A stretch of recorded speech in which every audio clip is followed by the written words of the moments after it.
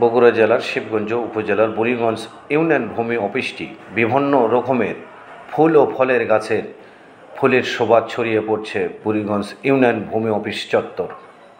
এর সঙ্গে শোভাও পেয়েছে বুড়িগঞ্জ ইউনিয়ন ভূমি অফিস।